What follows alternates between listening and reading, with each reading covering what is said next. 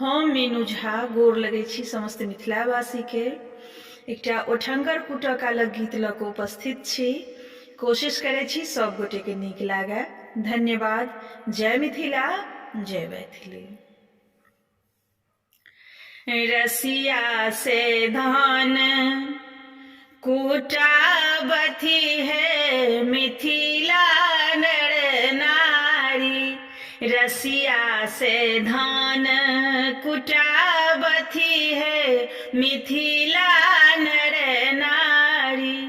चारों कुमर बड़ कूटथी है मुसला कर धारी।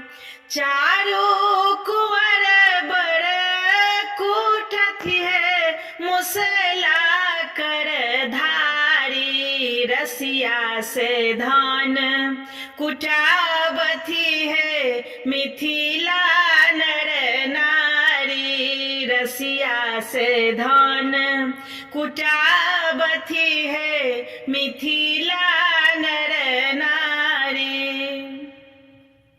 निरखी परस परमुस कथी है बेबस ससुरारी।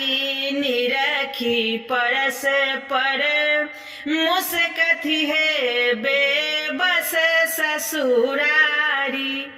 आजू इहो बड़ सोचथु है ब्याह सो विध भारी। आजू इहो बड़ सोचथी है ब्याह सो विध भारी। रसिया से धान कुटाबथी है मिथिला नर नारी। रसिया से धान कुटाबथी है मिथिला नर नारी। आनंद लता इहो गाबथी है भोगल पदचारी। आनंद लता इहो गाबथी है भोगल पदचारी। ओठंगर मजाबू झाबथी है सखी सर हो जी सारी।